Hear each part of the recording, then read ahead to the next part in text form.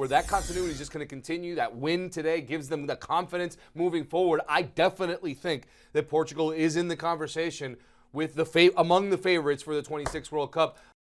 And welcome into the Golazo Network studios, everybody. I'm Nate Bukaty alongside Stefano Fusaro. Just got done with a compelling Nations League Final. Portugal 5-3 in penalties over Spain to lift the trophy. It was 2-2 after extra time, and in penalties, Portugal get it done. What's the biggest takeaway we have from this match? The biggest takeaway is that everyone's thinking that Spain and France are the two best teams in Europe, and Portugal had something to say about it. They played level with Spain, with the Spanish side that everyone was favoring for this match, that have been really the story since they won the Euros and continuing on. This is a team that I think was expected to win. They were expecting to win. The superstars of Nico Williams and Lamine Yamal showing out. But it's a 40-year-old and Cristiano Ronaldo that gets the equalizing goal for Portugal, and it's that mix of the veteran leadership from a guy like Cristiano Ronaldo and a Bruno Fernandes, and you mix in a Vitinha, a Mendes, a Neves. These are players that are absolutely stellar in Europe, and they showed that they are one of the teams to be reckoned with when you're talking about World Cup favorites next year. Portugal announcing themselves and said, hey, we're here too.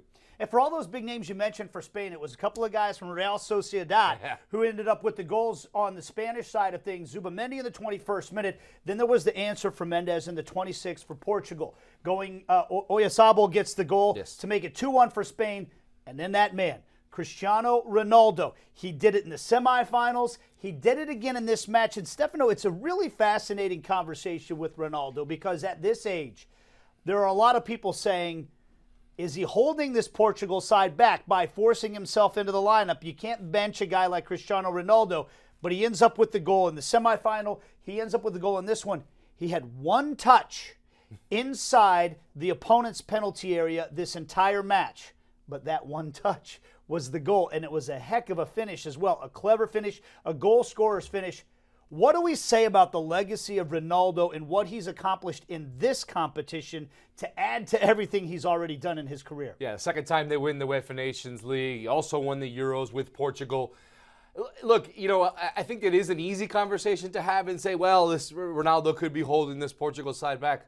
From what, though? They just won. That's what I'm saying. and every time he scores goals, he still finds a way to score goals. The man can score goals still, even at this age, at every level, and he's finding ways to do that. And again, he gets the biggest goal of the game in this one to level the score. A smart striker's goal where he's fighting off a defender, gives him just that little nudge to create the space and get his goal. So it's difficult to criticize him when he keeps doing it. I think that what you're seeing now is he's okay with being subbed off. He understands that maybe he can't play 120 minutes in a game like this when a trophy's on the line. He's understanding that. He's taking it a lot better than he used to in the past. And he was the biggest cheerleader on the sideline during that penalty shootout when he's watching his team and can't even watch at some point, has to have his head down because he's so nervous. You can tell how much he wanted it. You can't leave him off the pitch if he's still scoring goals for his national team. He wants to be a part of this team because he knows that he has enough talent to possibly threaten one of the top teams in the World Cup. You talked about some of the young talent on this side, and there is young talent for this Portugal side. Guys that have now won trophies for club and country this year as well. As you mentioned, I think we come into this almost exactly a year away from the World Cup starting next year.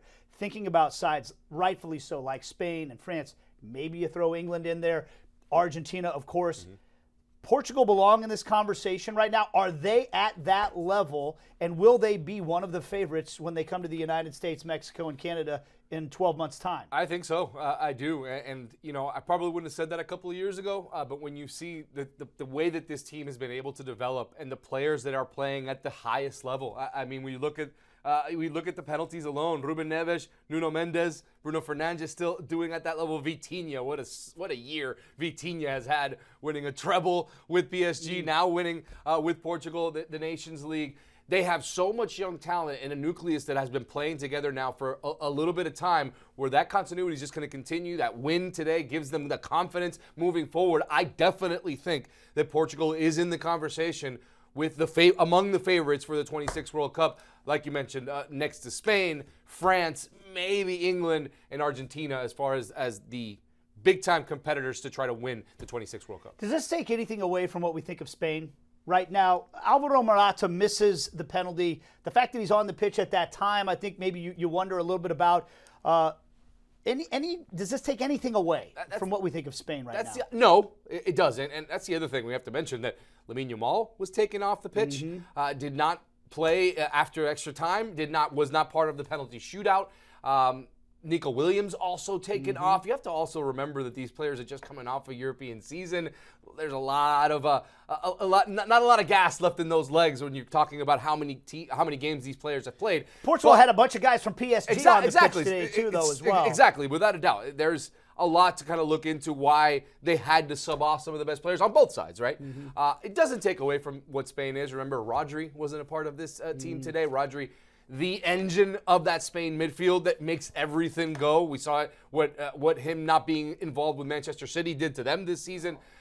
It doesn't take away from what Spain is. I will say this. Defensively, they've had issues. They've conceded a ton of goals. Even in the semifinal, they got off to that incredible start, 4-0 on top of France. They let France trickle right back into the game. They have had issues defensively conceding goals. That's something to look at with the Spanish side. They do have to figure out how to not give up so many goals in games, as it's been now quite a few games where we've seen them just having issues conceding. So that's something to look at moving forward. And you saw it today, giving up that late goal in the second half to send it to extra time. So they need to work on that for sure. Of course, there was also the third place match between Germany and France as well.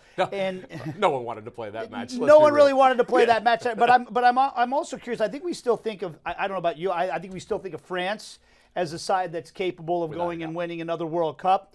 But Germany, some problems there, some challenges for a side that's historically been a contender at that level. Yeah, I still think they have a lot to figure out. I think today their lineup was a little odd. You had Florian Wirtz starting on the wing, not really playing at his natural number 10 position.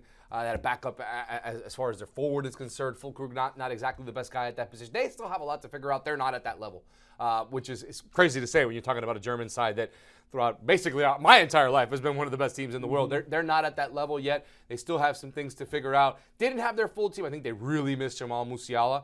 But this France side, I mean, they have two teams. They have a team on the pitch, and they have a team that can win the World Cup on the bench, right? They have enough to field two different teams, and both of them have enough talent to win the World Cup. It is really impressive what they have. Not getting it done in the semifinal, but showed their class today and get third place in this tournament.